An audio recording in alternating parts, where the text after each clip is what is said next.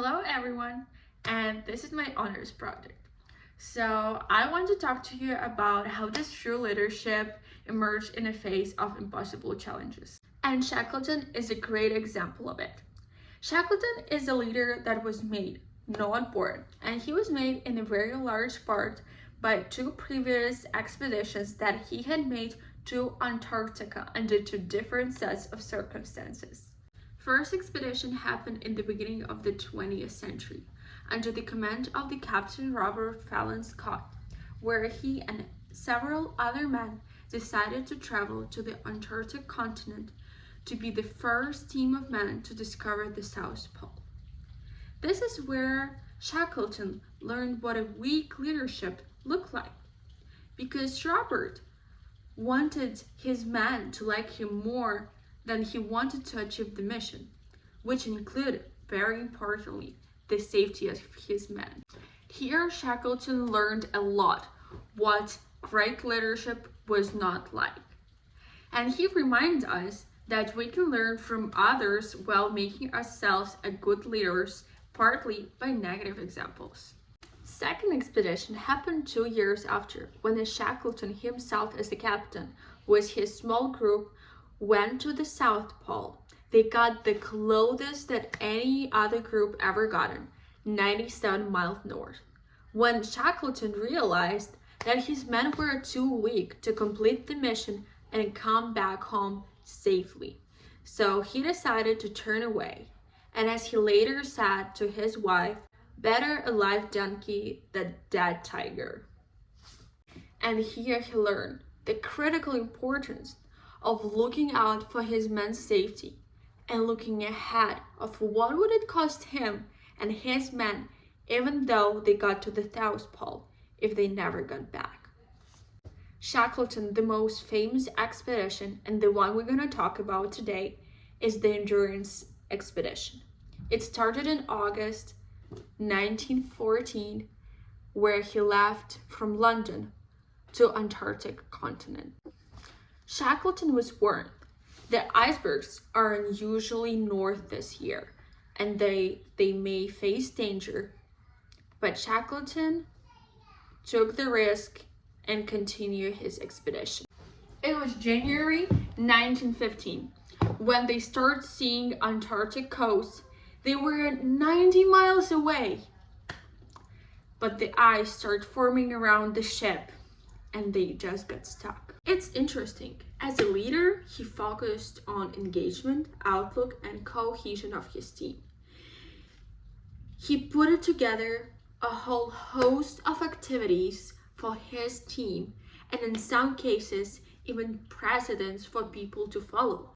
In now this very changed circumstances. First thing that he did, he ordered that every man come together for 1 hour after dinner to talk, to play, to socialize, compare notes. He was constantly working to keep his men engaged, focus on the positive, and walking together, not to let them think in what miserable situation they are. Secondly, he created something as he referred to mental medicine. It was managing the energy, outlook, engagement, and cohesion of his team. He kept them busy as much as he could. He gave them work that they needed to do together that will make them feel valuable and they are doing something with their potential and they are needed in this world. Unfortunately, ice had the ship so tight that it started falling apart, and by August 1915, the ship broke. Now, all the Shackleton could think about is how will this man survive? How will he lead them to survival? And the most important, how would he make them believe that they can survive? They abandoned the ship. They took lifeboats, all the resources, food, water, and made the camp around.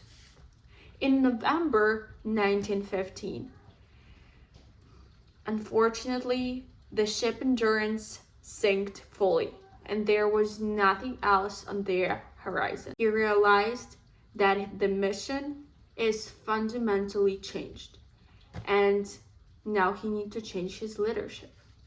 In order to become a stronger leader that can lead his team to survival, he needed to accept that now his leadership will involve constant adaptation, suppleness, improvisation, and flexibility.